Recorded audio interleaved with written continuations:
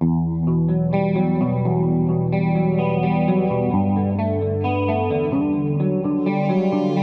Realm of the Mist show that you are currently tuned into will begin in about 5 minutes. Until then, enjoy this wonderful tune.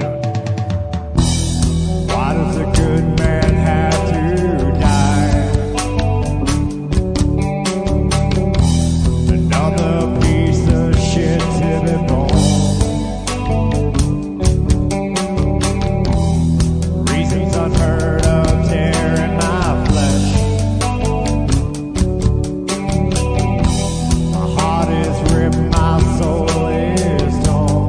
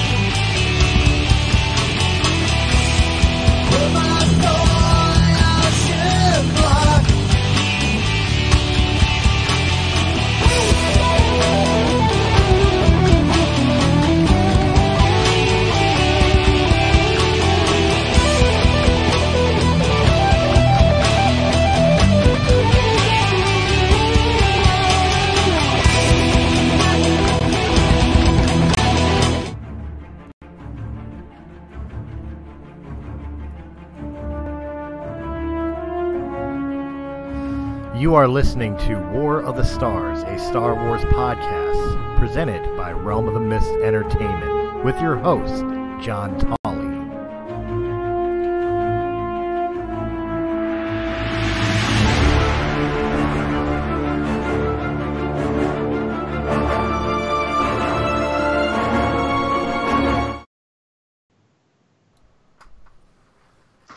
Hello, everyone, and welcome to War of the Stars, a Star Wars podcast. We are coming to you from deep within the Outer Rim, far beyond the watchful eyes of the Galactic Empire. My name is John Mark Tolley, and joining me today, as always, ladies and gentlemen, he is not only the president, he is a founding member of the LL37/Fanfic Fan Club. Ladies and gentlemen, Mr. Christopher Stolley.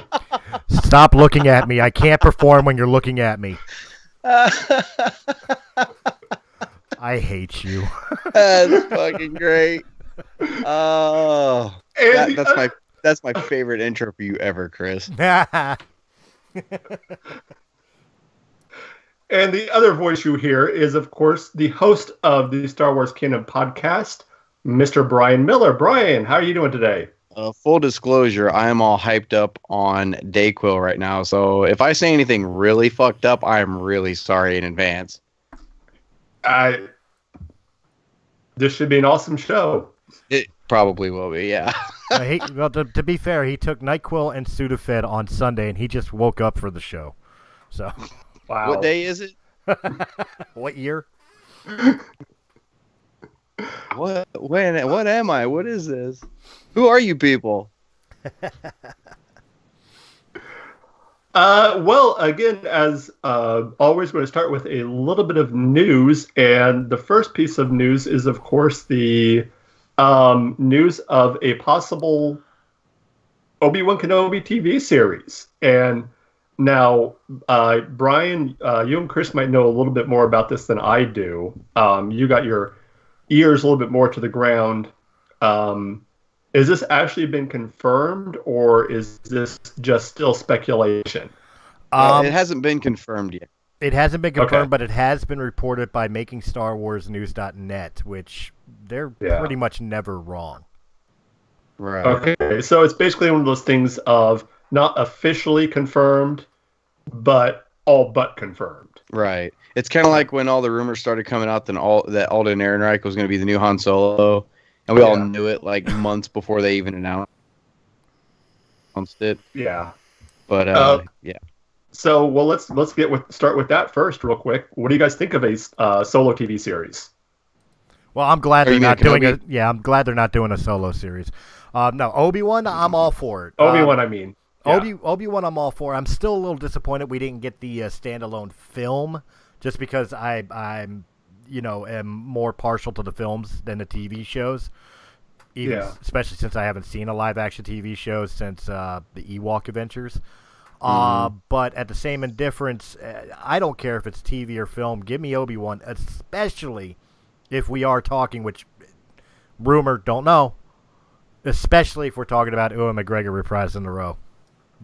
Yeah, that's the big thing is, are we going to get Ewan McGregor as Obi-Wan? And nowadays it's not that big of a stretch to see there was a time when, to see a big name movie star do a TV series was unheard of, but now with all these streaming services and things like that, and TV getting bigger with streaming services and streaming shows, it's really not unheard of to see big name stars doing TV shows. So it wouldn't surprise me to see Ewan take on that role personally. But and the other question is excuse me, if it's during the time period that I think it's going to be, are we going to see a young Luke?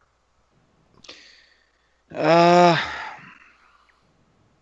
don't. Well, probably at some point. Well, I think it depends. That'd be a missed opportunity.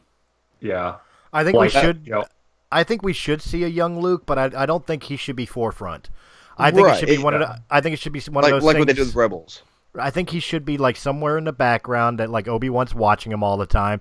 Maybe once in a while have the kids come up and say, hi Mr. Kenobi, or hi Ben, and Uncle Owen yell for him. And that's the end of his real involvement. Yeah. Right. Yeah. Well, it also depends on, how far after episode 3 this is supposed to take place. Because if this is, starts out immediately after, like Obi-Wan's, gets on Tatooine and is setting up, and you're going to have basically Luke as an infant.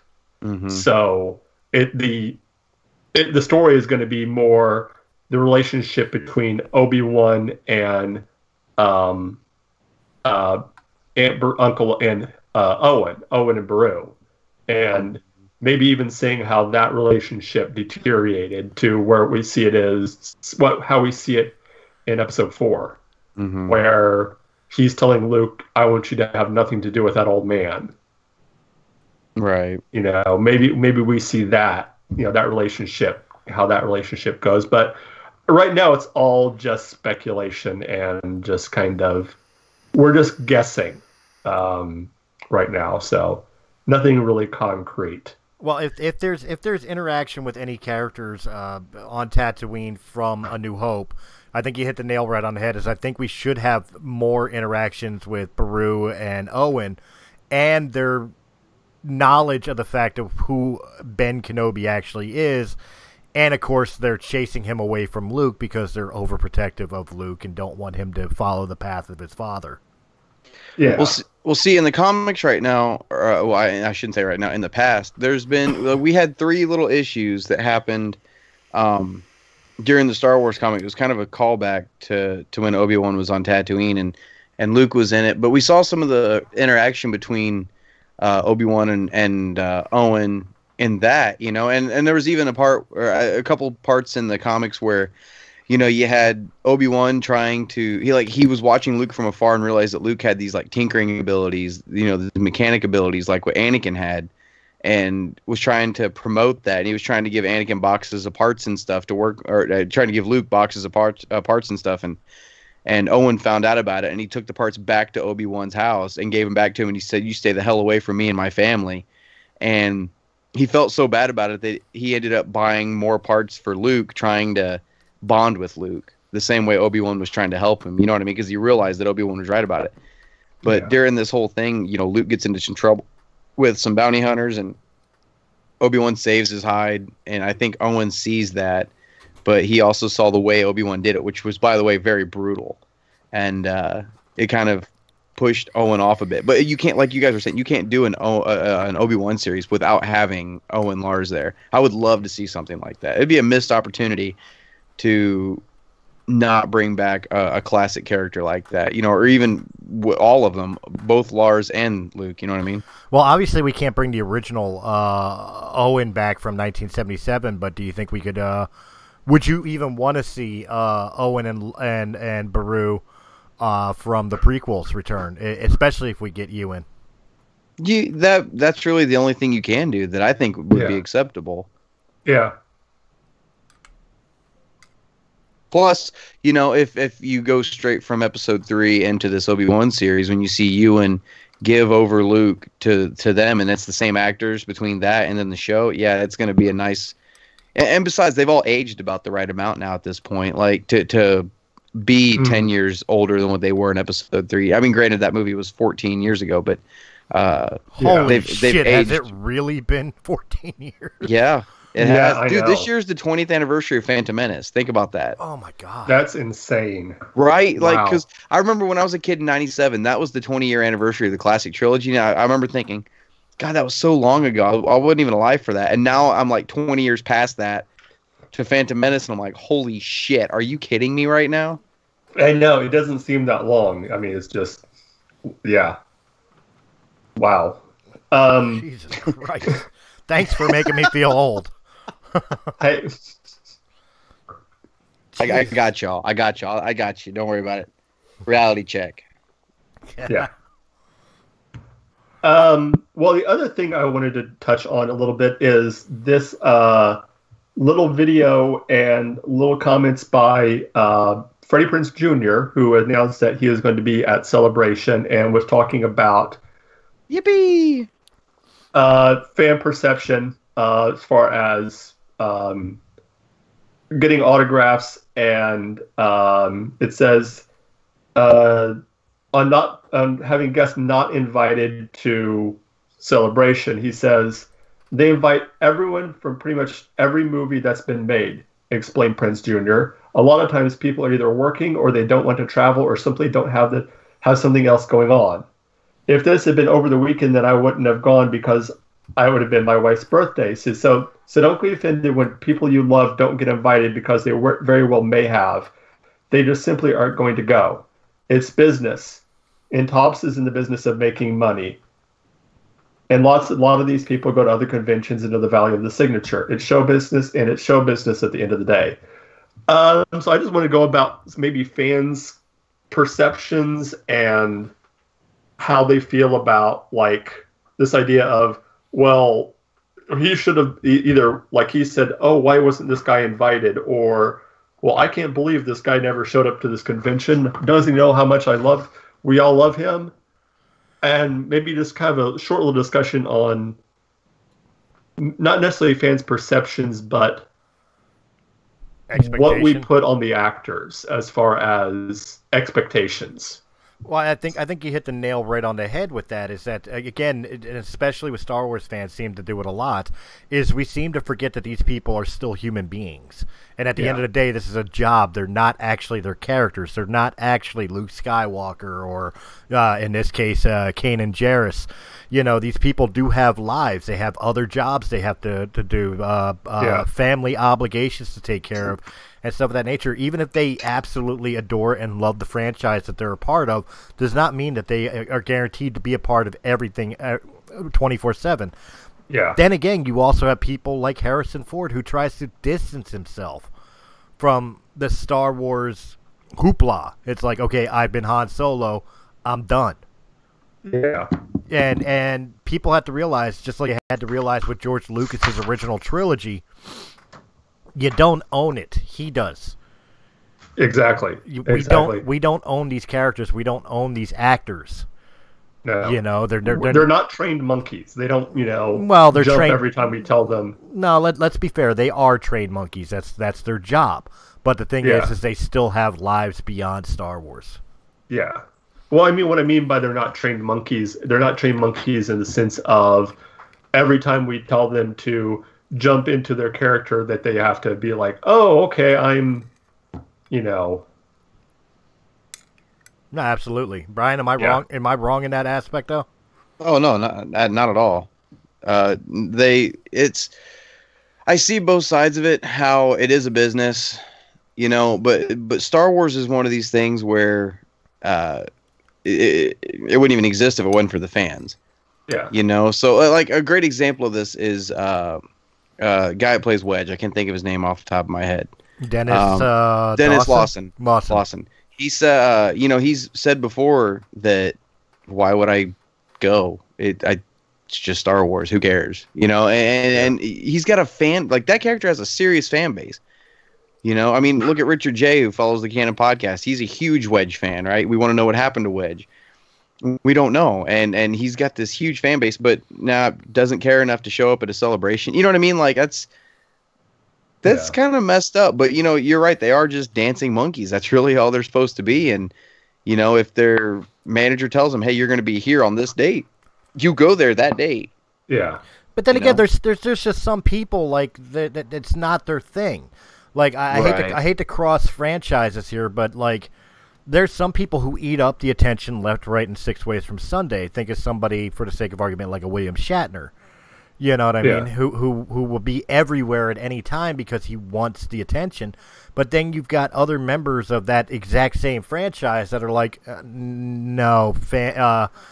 interacting with the fans all the time and happening to play this character all the time, not appealing.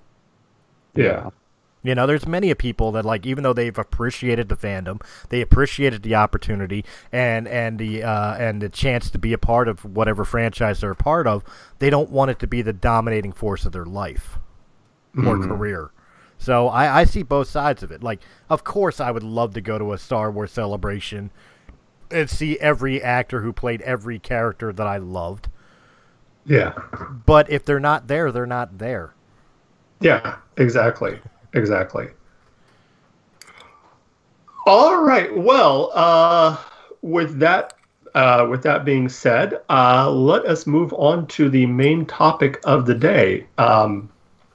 We are continuing our 6-week, possibly more, look into the women of Star Wars. This week, we're going to be discussing what I like to call the Queen Who Would Be Senator, Padme Amidala. Wow, I'm impressed you knew the middle name. I did, yes. Let's just get right into it. The mother of Luke, and I think let's just start from the beginning. Like, the first time we meet her in the movies, and I don't know. And Brian, you would probably know this better than anybody. If there's been anything written about her prior to the movies in canon? Not yet. Not yet. No, as of now in canon, her first appearance is Phantom Menace. Phantom Menace. In that first appearance, you get the sense of, first of all, that she is a woman who has a lot of power, at least in that system. You know what? I might be wrong about that. Hang on. Oh.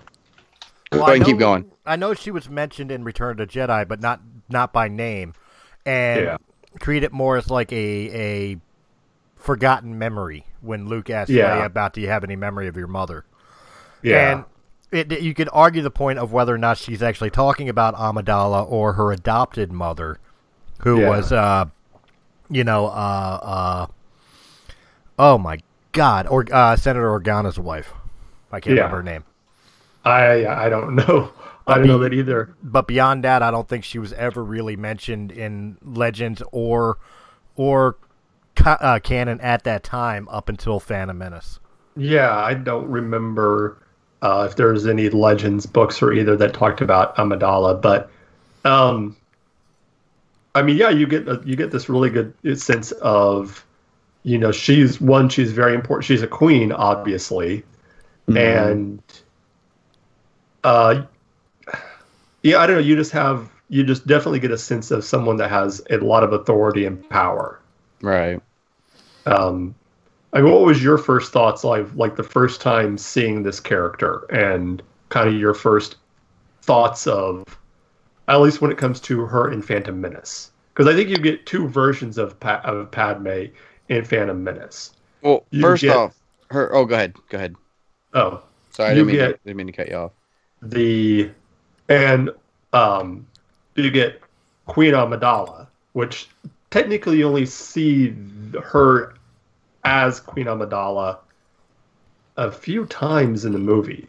The other time it's her. It's Keira Knightley as the handmaid. Right. But you do get these kind of two different. You get Padme and Amidala, and I don't know. I mean, I'll let you guys kind of talk about it for a little bit. Kind of your first thoughts on the character. Well, first off, her first appearance is in a Forces of Destiny episode. I was sitting here thinking about it. There's one where there's a sea creature attacking the hangar on Naboo, and chronologically, it happens before Phantom Menace. But that's the only thing. I mean, if you really want to count Forces of Destiny shorts as like hardcore canon, then yeah, that was her first appearance. But if not, then it was Phantom Menace. But I just wanted to throw that out there real quick. All right. Well, I guess I'll start off then. When we're first introduced to the Queen, I thought dry, characterless monarch that I didn't think would be very important. Now we're talking about the first time I ever saw the film, and like Brian just pointed out, we never knew anything about Luke and Leia's mother. Yeah. So I wasn't even sure if this character was Luke and Leia's mother at the time. But as far as being introduced to Queen Amidala, the lady in the face paint that's just sitting there like, the courts take longer than the things in the Senate and blah, blah, blah. Like, I really was hoping for it to be a minor character. We must continue to rely on negotiation. Right. I was really hoping for that to be like a secondary character who's forgotten about as soon as they got off of Naboo. And then we're introduced to Padme, the handmaiden, and I instantly fell in love with Padme. And of course I wasn't stupid. But before we're even introduced to the handmaiden, or as soon as we're introduced to this handmaiden, it's like, hey. Wait a minute. Why is she not wearing the makeup now? Right, so I got it. But I mean, I really preferred her out of the Queen persona. Mm-hmm. And I do you think that, I mean, do you think that's part of why, or do you think that was the plan already to have her kind of the next movie no longer be the Queen and be a senator, was because everyone loved Padme, and it was like, okay, let's give the people more of that character, because that's the character everyone that resonated more with everybody. Mm-hmm. I think it's more moving of the story. As a senator, Padme could be around places where there are Jedi, i.e. where there was Anakin. Yeah. If you keep her as a queen in Naboo, what are you going to do to have Anakin return to Naboo? What are the chances that Anakin will return to Naboo? Yeah. So I think it was just story progression that Lucas had decided to make her become a senator instead of continue on as queen. Exactly. And let's just kind of talk about the elephant in the room, is the fact that and they mentioned that, I think it was in Phantom Menace, that she was the duly elected queen of Naboo. Let's just talk about the elephant in the room there, that she's a 14-year-old girl that was elected the president or the leader of an entire planet. Mm-hmm. What kind of system are they running there? Well, she says in episode 2 that she was the youngest queen ever elected. Yeah. She does tell Anakin that, but it's a different culture, But I mean, look at episode 1. She was 14 years old. You know what I was doing at 14 years old? We had that conversation yesterday. We had that conversation the other night. Yeah, no, it wasn't leading a fucking planet. It wasn't taking troops into battle. It wasn't taking back my people. It wasn't standing in the Senate chamber. I wasn't doing any of that at 14. None of it. Yeah, me neither. Hell, I was watching Attack of the Clones at 14 going, what the hell is this? I really got the impression that the reason she was elected ruler of the Naboo at 14 years old was because she was probably a prodigy in the Naboo's legal system. Yeah. She showed proficiency in leadership and laws and stuff of that nature, and that's what ruled her in. Yeah. However, they are about to release a new book about Padme Amidala. So a lot of these questions may be answered. Remember also in episode 2 when she's talking to Anakin about the young legislatives that she was a part of when she was younger, and how is this other boy that she kind of liked or whatever, he went on to become an artist, right. And Anakin was like, maybe he was the smart one, stuff like that. But she was into politics well before she was 14, Yeah. And she was into politics at 10, 11, 12 years old. Yeah. Yeah. Because I mean, when you think about it, when you put it in aspects of real life, how do world-renowned concert pianists become highly recognized at young ages because they're prodigies? Yeah. Or the kid who's the world chess master. It's because he was a prodigy, and he started at a very young age. It's not unheard of, especially in a world.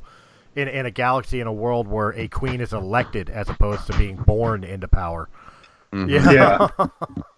Yeah. So. Yeah. And I mean, to go into history, that's not even in our own world, that's not unheard of.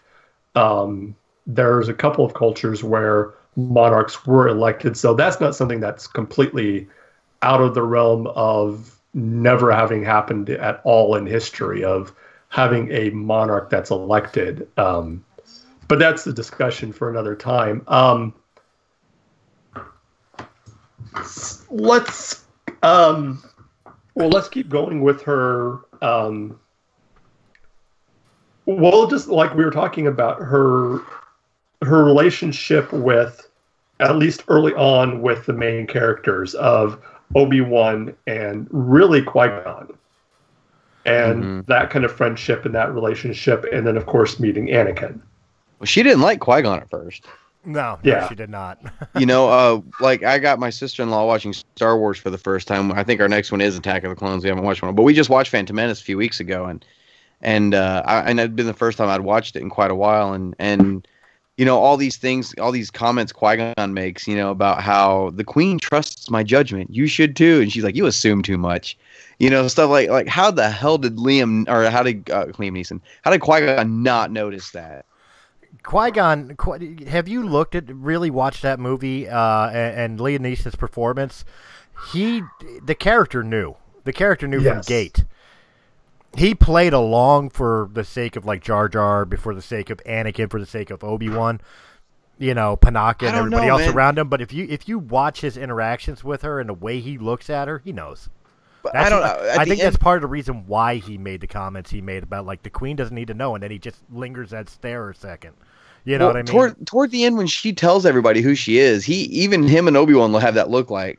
Well, Obi-Wan was shocked. Obi-Wan was shocked, but if you really look at Liam's face, it was more of I thought so, type look. Called it. Obi-Wan owes me 10 credits. Pretty much. If you look close at it. Go back to that scene, look close at it. It isn't a shocked look. It's a, I knew that. More of a... Yeah. Yeah. Well, one of the things I wanted to talk about is how much responsibility and is Padme's life and story a warning of what happens when you're blinded by love? So love has blinded you? As terrible as the dialogue is, I think it actually is a very good moral of like never allowing yourself, even if you fall deeply and truly in love with somebody, you shouldn't let your guard down to protect yourself. Yeah. You know, and she allowed herself to get so blinded by the love she had for Anakin that she never saw the danger being presented in his actions, in his behaviors, in his mannerisms, even when he had already turned from the dark side, attacked the temple, and then came home and hugged and kissed her, and she was upset at what was going on, but she never once thought, oh my God, you did this. Yeah. No, she was just right there to just believe every word he said. You know, well, even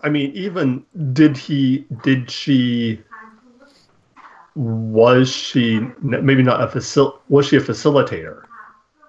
Oh yeah, absolutely. Was she? I mean, if you look at episode 2, she body checked Anakin from the get go and was like, "Really? Is that really what happened over there? Really?" Yeah.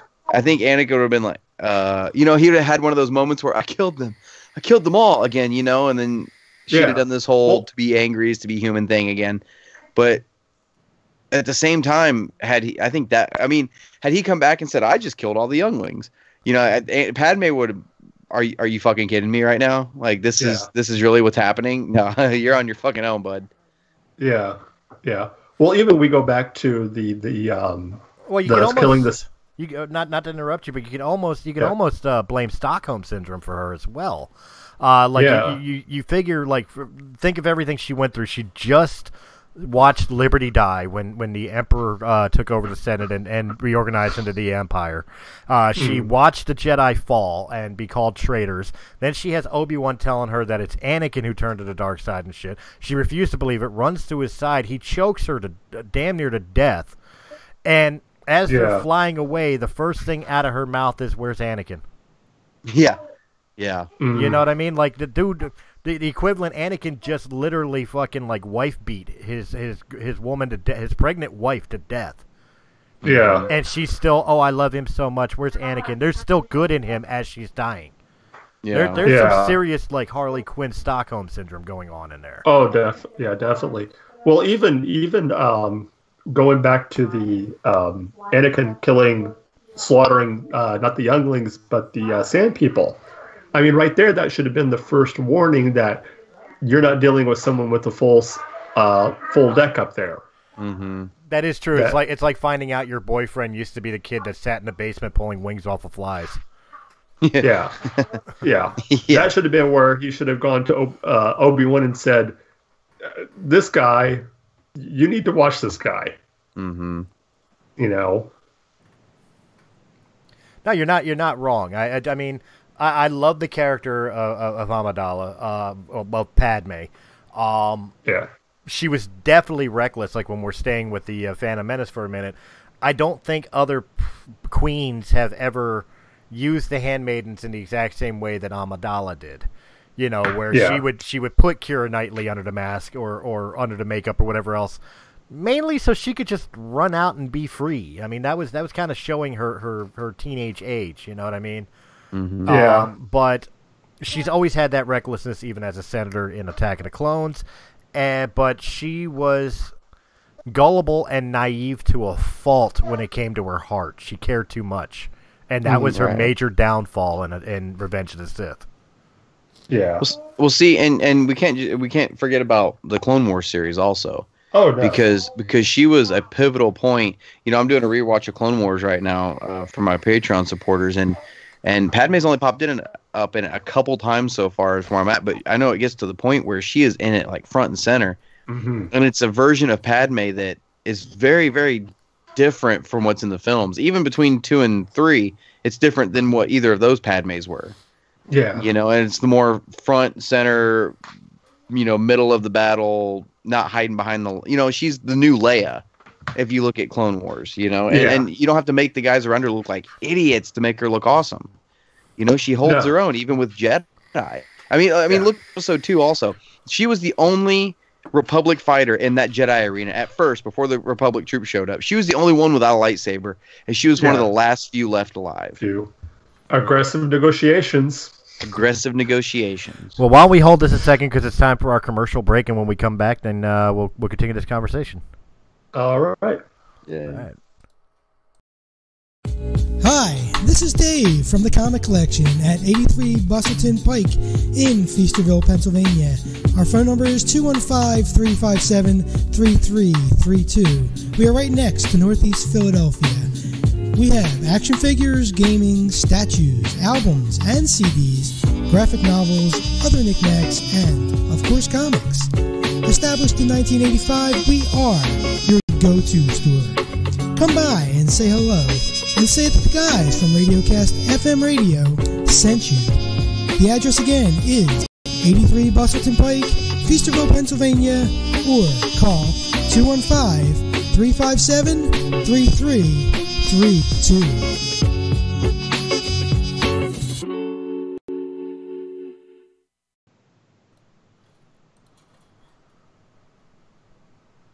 All right, and welcome back, everyone, to War of the Stars, a Star Wars podcast. When we left, we were talking about the Brian had brought up Padme in the Clone Wars, and you're right. She became in many ways, the new Leia of Star Wars in that time of the Clone Wars, and really became this kind of front and center, someone who was not afraid to get in the mix, but also in many ways, especially near the end of the series, a very push for anti-war movement of let's bring this to an end. There's been too much killing. Let's negotiate. And There you are. What? No, you kind of broke for a second. Sorry. Oh, sorry. And really was the many ways part of the beginning of the rebellion. Well, that actually does bring up a lot of question that I was thinking about. How, had Padme survived, regardless if we want to argue about the fact of whether it was she died of a broken heart or it was my personal choice into believing is that Palpatine. My personal headcanon is that Palpatine killed her with the Force. But regardless of which, had she not died, let's say she gave birth to Luke and Leia but survived, would she have fought with the rebellion, especially knowing that Vader was Anakin? See, that would have brought an interesting dynamic to the Republic versus the Empire, or the Rebels versus the Empire. Yeah.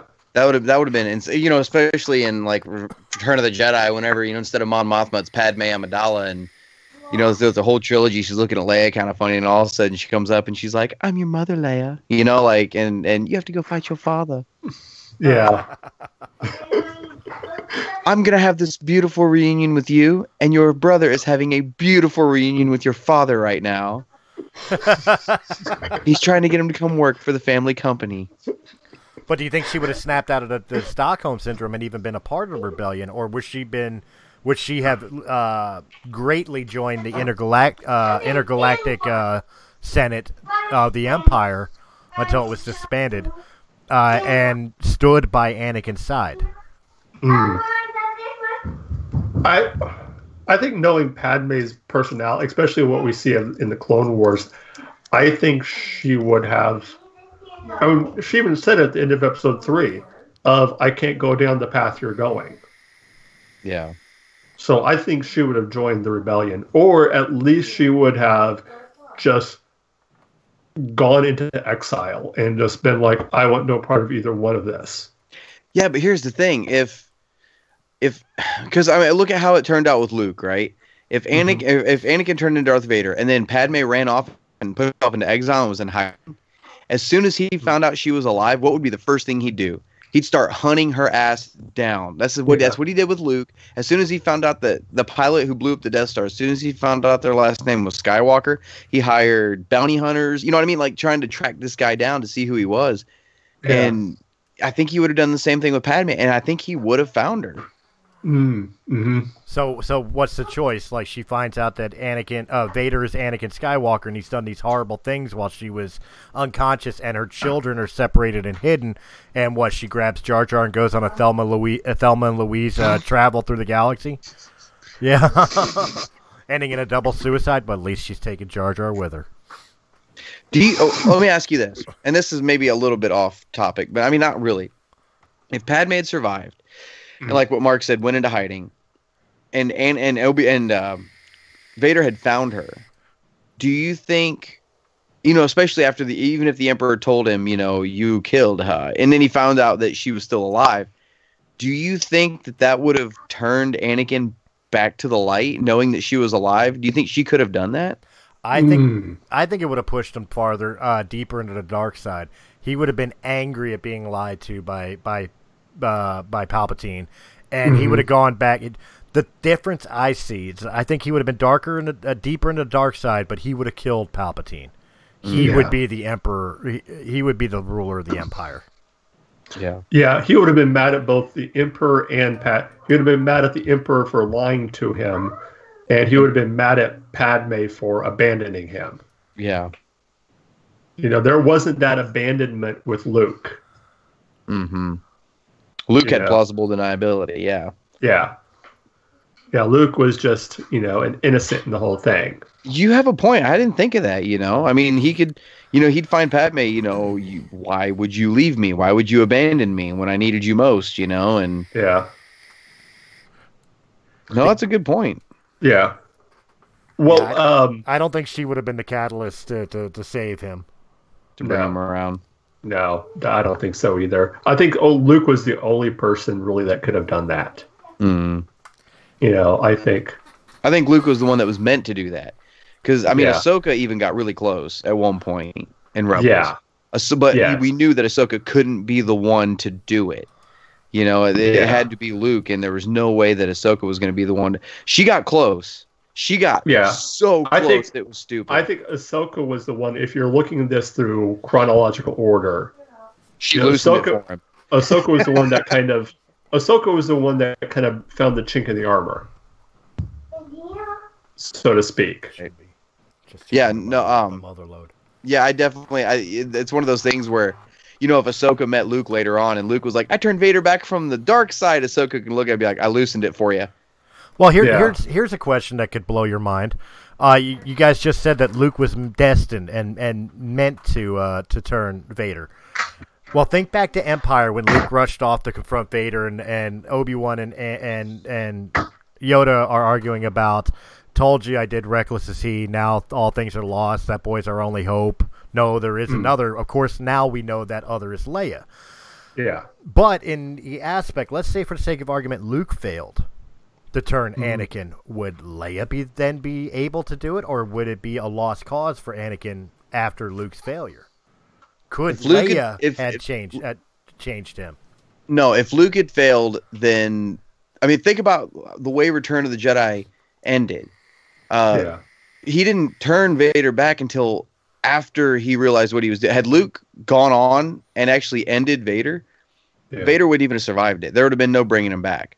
Yeah. And had Luke given in to that, it wasn't that, and through Luke's actions, I guess you could say it was more through the Emperor's actions that turned him, but it had to do with Luke. But right, but what I'm saying is like not when Luke had him beaten down and cut his hand off, but when Luke was getting tortured by the Emperor, Vader had that moment. What if Vader didn't have that moment? What if he stood there and watched Luke die? Could he have been redeemed through Leia, or would that been the final nail in the coffin for Vader, dark side for life? Personally, I'm going to say no, and not for the reasons I think is because Leia had a completely different view of Vader than Luke did. Whereas Luke saw the good in him, Leia did not. Mm-hmm. Leia had a completely different view of Darth Vader. Well, it's different interactions. Leia had to deal with the torture droid in A New Hope, had to watch her planet get destroyed. Yeah. Luke, most of the actions that he dealt with were through the Empire itself, not directly through his father. Right. Yeah. Yeah. Well, you can see the look on her face too whenever he tells her, when Luke tells her, he's my father, and that look of disgust, like, your father, Yeah. and then the whole, after Luke leaves her at that point, and she finds, he tells her that they're brother and sister. That's her dealing with the fact that Vader's her father. Also, when Han comes out, that's what she's dealing with, is finding out that Vader's her father. Because a lot of people just thought she was upset because Luke was going to go face Vader and he may not come back. She was dealing with that was a whole nother "I'm your father" moment for the other twin, and that's exactly what she was dealing with at that particular moment. Yeah. So it was. Film, she was disgusted by him. Which for film delivery, it wasn't as impactful, but for character fulfillment, Luke finding out that Vader was his father probably wasn't as impactful as Leia finding out that not only is Vader my father, but Luke is my brother. Yeah. My whole life is a lie. You know what I mean? For her. Because she was raised believing that she was a senator's daughter. She was raised believing that she was the leader of the rebellion. She was raised believing... I don't think the Organas ever actually told her that she was an adoptive daughter. I think they told her straight out, "You're our daughter." No, well, the closest information we have to that is Bloodline, the novel Bloodline. And it's Leia, she has a recording from Bail, telling her everything.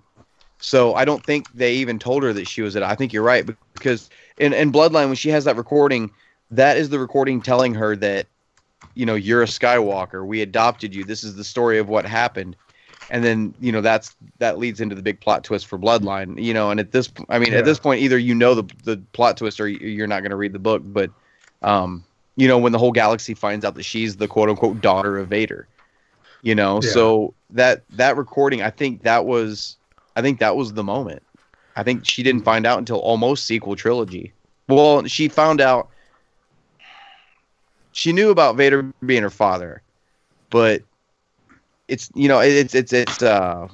I lost my train of thought for just a second. Well, I think up to the moment where Luke told her that, I think that was when she realized that Bail wasn't her real father. Well, that was my point, is that I think being raised on Alderaan, I don't think Bail and I forget his wife's name. I don't think Bail and Breya. I don't think they ever once told her that, like, we're not your actual parents. Yeah. I think from moment of coming out of the crib, Leia was raised to believe that was her biological mother and father. And up until Luke said, "You're my sister," she may have been like one of those adopted people who was like, "I always knew I was different." Yeah. But never had it confirmed until that point. My dad is your dad too? Luke's like, "No, my dad is your dad too."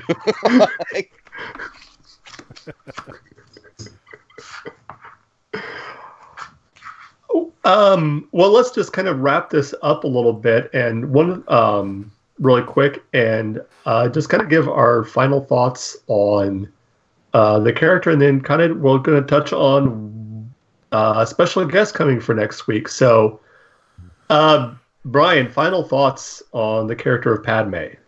Like I said earlier, I feel like she was the new version. I don't want to say new version, but she was the Princess Leia of the prequel trilogy. She was, and I think, and more, and I don't want to say more so than Leia, but in a way, she was a lot more. I mean, really, a lot more active than Leia was.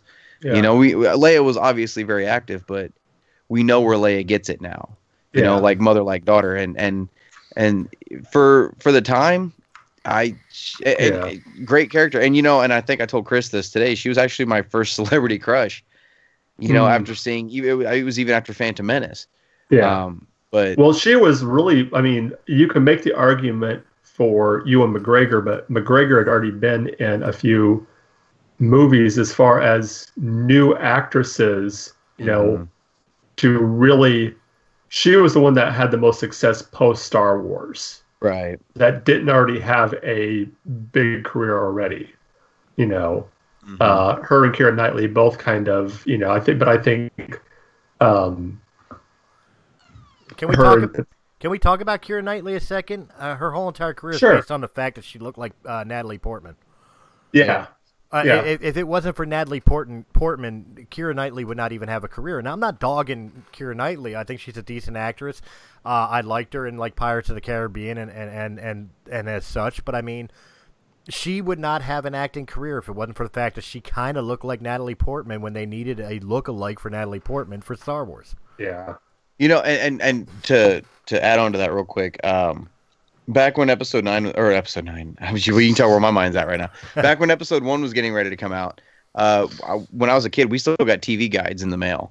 And I remember the TV guide covers there were 4 covers that made one big picture, and it was for Phantom Menace. It was like an Obi-Wan, Qui-Gon, I think a Boss Nass, and I don't remember what the other one. Oh, you know what? I think it was fucking dumb shit. But anyway, in those TV, that one. That one. But in those TV guides, they were telling us, they told like different articles leading up to episode 1, and I remember one of them was Natalie Portman's mother was in the studio one day when they were getting ready to film, and she was trying to find Natalie, and Keira Knightley ran past, and she started chasing Keira Knightley down, screaming Natalie, but Keira didn't think anything of it because her name's not Natalie, so she just kept running, and her mom, Natalie's mother, was like, "Why are you running from me? Stop running for a goddamn moment!" Like, but even Natalie Portman's mother thought that Keira Knightley was her daughter. Wow. I gotta find those TV guides somewhere. I still got them. I don't know what I did with them though. He's gonna frame the Jar Jar Binks one. Yeah. Well, I mean, the long and the short is that I don't think necessarily that Padme Amidala was a more influential character than Princess Leia was as far as like females in the Star Wars universe. Oh no. However, I think the character was strong enough to influence, as Brian alluded to, where Leia got a lot of Leia's personality from. I think that was conveyed very well. Was she meeker than Leia? Absolutely. But I think the tenacity that was displayed in Leia was not only of Padme Amidala, but the weaknesses of Padme was overshadowed by the fact that Leia did have Anakin's blood in her as well. Yeah. You know, so she was kind of the perfect blend of both Anakin and Padme. By no means am I trying to diminish Padme Amidala in the Star Wars universe. She was a strong leader. She was very gifted as a senator, and she was pretty much fearless as well. But her major downfall that Leia did not have is that she allowed her heart to overrule her head. Mm-hmm. Yeah, exactly. Well, on that note, we're going to wrap things up here. Remember to join us next week as we are bringing back a special guest. Dr. Janice Liddell will be joining us next week as we discuss Jyn Erso and her story in Rogue One. Remember, as always, you can find us right here on YouTube. And now, Chris, why don't you make the announcement where else they can find us? Oh, well, hell, I was going to put it as an outro, but I could definitely do that. Give me 30 seconds here. Why don't you go ahead and talk to Brian and get all the information of where he's going to while I pull up the information needed to distribute. All right. Well, Brian, where can they reach you at? You guys can find me on YouTube at the Star Wars Canon Podcast YouTube channel.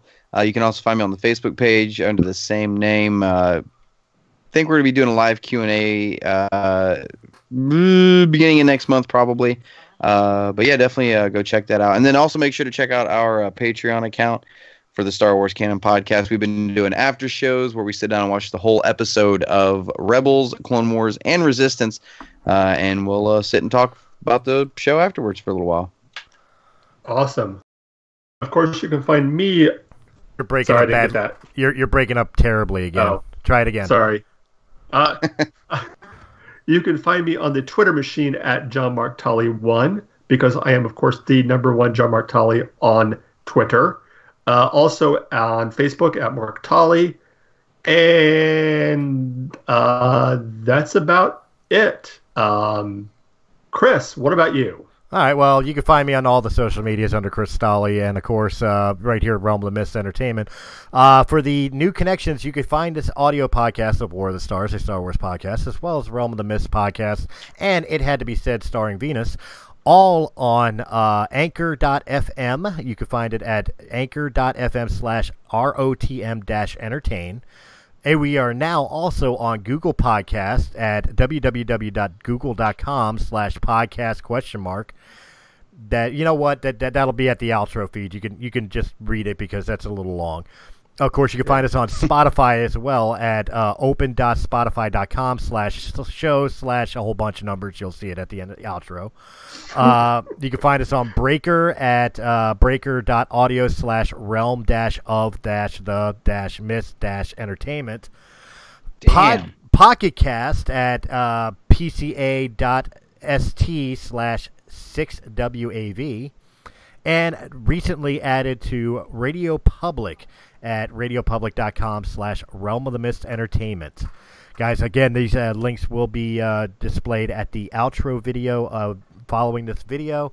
But come check us out and support us on Anchor and all those other great podcast areas. Yeah, definitely. The more, and tell your friends, tell your family friends, heck, tell your enemies about Tell your show. dog. Yes. That'll be next week's episode. We'll speak all in Chihuahua. I'll make sure I got Hera with me. She's half Chihuahua. Oh, poor dog. I know.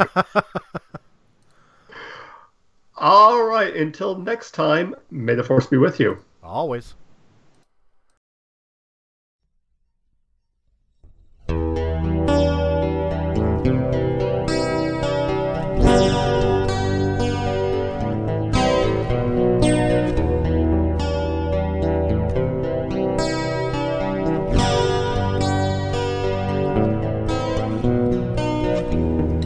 Trapped in an unyielding state, forced to witness an unfriendly fate. Politics and war, many victims found,